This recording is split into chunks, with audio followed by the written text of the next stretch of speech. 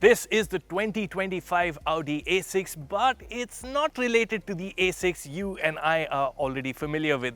This is all new, yes, but the e-tron in its name will also tell you that it's all electric.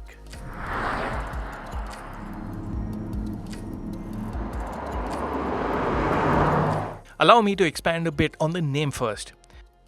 Under Audi's new naming system, the electric or e-tron models will have even numbers in their names. So A4 e-tron, A6 e-tron, there won't be an A8.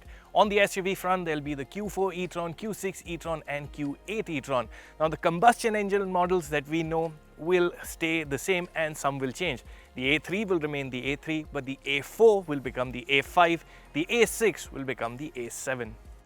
This A6 e-tron is the second Audi model after the Q6 e-tron to be built on PPE or Premium Platform Electric co-developed with Porsche.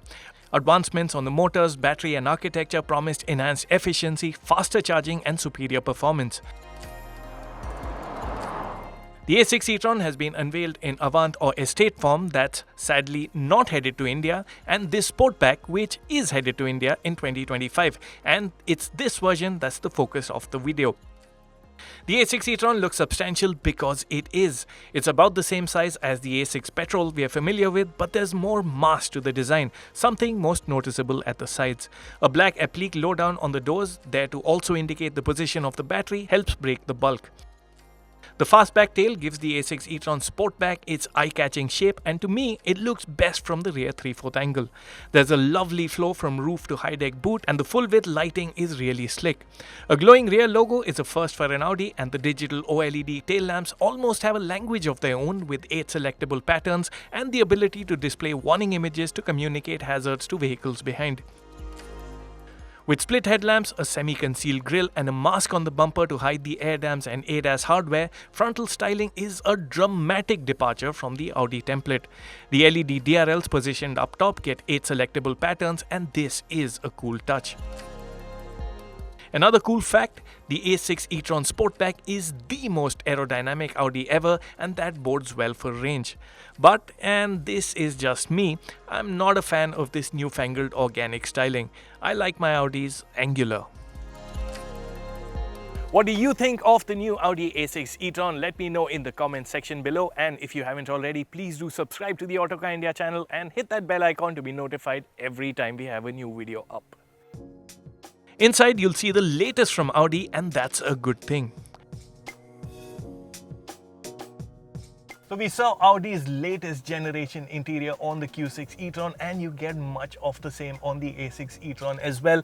This is a cutting edge interior, and it's also a screen heavy interior, so I'll run you through the screens. So you get 11.9 inch digital dials, you get a 14.5 inch touchscreen, and the front passenger also gets an optional dedicated 10.9 inch screen. And that's not all. Versions with virtual mirrors also add in screens near the A-pillars, so that's 5 screens in clear sight. And if that's not all, there's also head-up display with augmented reality. Now, talking of the individual screens, the instruments, now if you remember the virtual cockpit dials, we've seen them for over 10 years now, and this is a big step up. Really crisp graphics, nice colors, and it works really well with all the ADAS functions, very nicely displayed. But what is missing is perhaps there's not enough EV information to really geek out on, so that's something which is missed. I must tell you, over the drive, I relied less on the digital dials and more on the head-up display. That's really nicely done. There's crisp detailing, and the augmented reality indications for ADAS and navigation that overlay warnings and symbols onto the driving environment are superb. Now, as for the main touchscreen, it's a really large unit. Again, very crisp, very clear, really nice colors. And though it may seem intimidating at first, you do have quite a few shortcuts that you can just run by.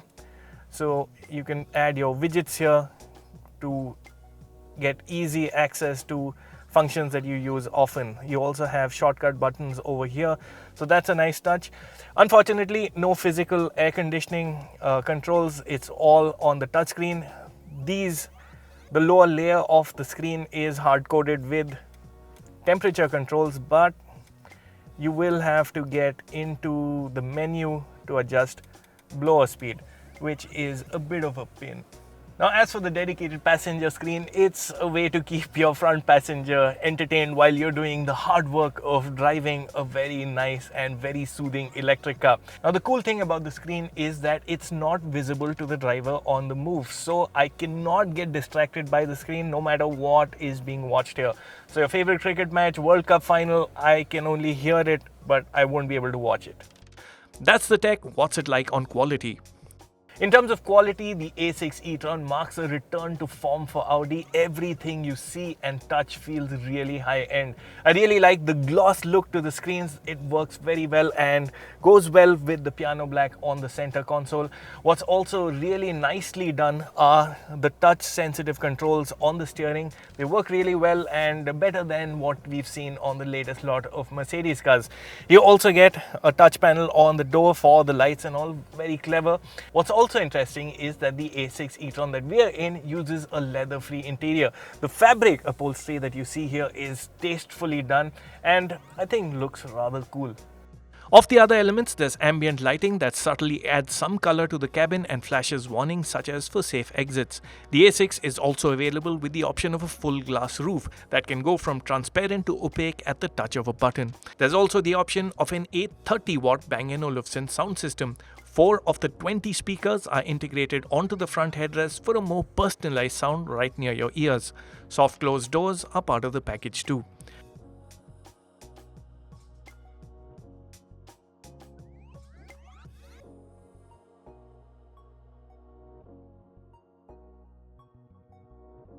Onto the back seat.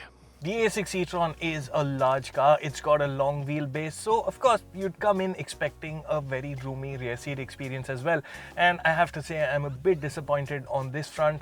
For a large framed individual like myself, the A6 e-tron doesn't feel as spacious as I would have wanted it to feel. As you can tell, headroom is tight and that's because of the sloping roofline.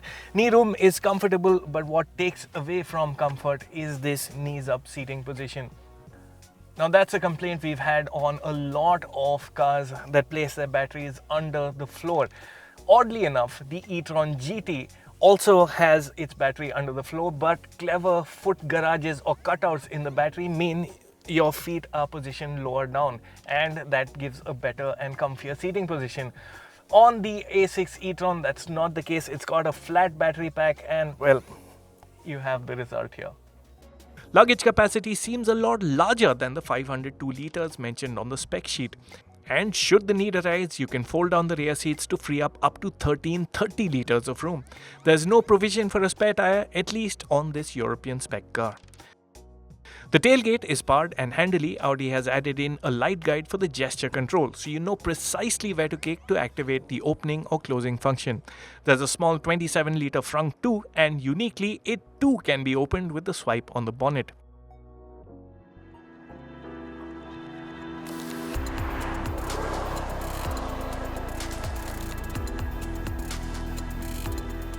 On to the heart of the matter.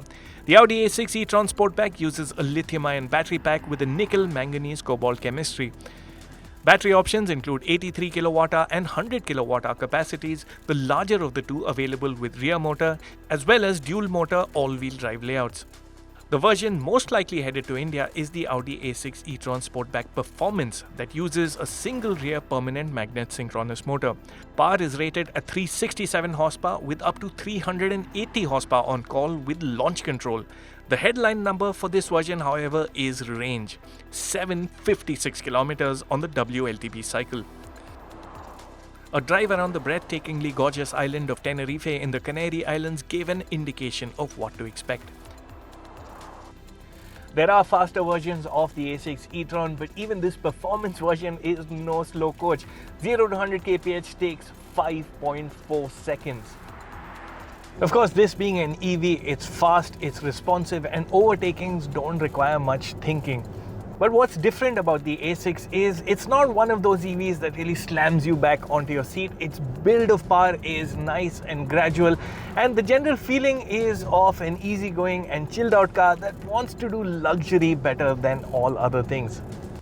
You feel as much when toggling between the drive modes too. There's comfort, efficiency, dynamic and balance modes, and each impact the throttle responses, steering weight and damping. Now, even in the sportiest of the driving modes, the A6 still feels very relaxed and gentle around the curves. Sure, there is nicer weight around the steering and the suspension does firm up. But if you want an agile sporty car, you should probably be looking at the RS e-tron GT in Audi's lineup. Don't get me wrong, because the A6 drives with confidence and is fun to drive when you're in the mood. It's just that it masks its speed eerily well. Now, this is an Audi, it's an electric car, and it goes without saying that refinement is really good. You don't hear much from the world outside. There's not much road noise, you don't hear the motors at work, and honestly it's only a bit of wind noise that we heard at motorway speeds of about 120 kph or so, but that is an issue exclusive to our test car. Now, our car uses the traditional wing mirrors. Audi also offers pod-like virtual mirrors that include cameras that relay a feed onto screens over here. Now, those are way more aerodynamic and actually contribute about 6 to 10 kilometers of added range. But I'm quite happy and satisfied with this arrangement. It just feels more natural. It's really good on ride comfort as well. Steel springs are standard, but higher spec versions like our test car get air suspension. Now, the roads on the island of Tenerife have been surprisingly good. There's not been any potholes and just a few uneven surfaces. The A6 has dealt with them really well. And mind you, this car is riding on 21-inch rims, so it's really impressive. The air suspension is doing a really good job of keeping body control in check. Ride height lowers by 20mm in efficiency mode for best aero, but in India, owners will probably use the lift function more than anything else.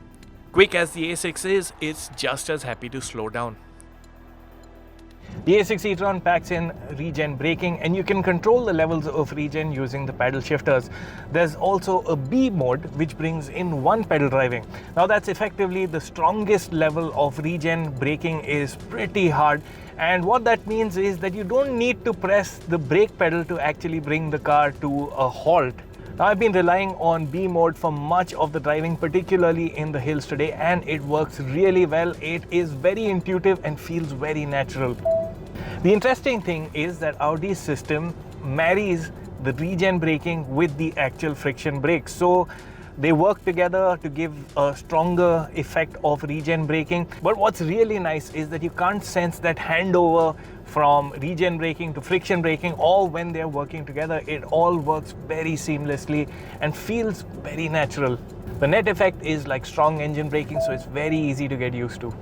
The regen braking, slippery shape, energy-dense battery and high-efficiency motor come together to deliver fantastic range. The A6 e-tron performance that we are in is the long-range version of the A6 range. It'll do 756 kilometers on the WLTP cycle, so that should work out to a comfortable 500 plus in the real world, or even closer to 600 kilometers. Range anxiety shouldn't be a problem. And what's also nice is that the A6 e-tron is pretty future-proof. It supports up to 270 kilowatts of charging. Now, that equals a 10 to 80% charge in just 21 minutes. We are still some time away before 270 kilowatt chargers become commonplace in India. There is support for 11 kilowatt AC charging as standard, and 22 kilowatt AC charging is available as an option. Charging ports on both sides give some flexibility in how you park when it's time to plug in.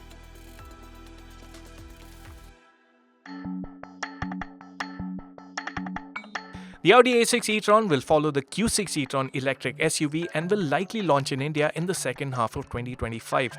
The A6 e-tron Sportback has an eye-catching shape and is high-tech inside, though it's a vehicle to buy for the front seat experience rather than the one at the back. Refinement and range are highlights, and even the middle-rung performance versions get you all the power that you can really use.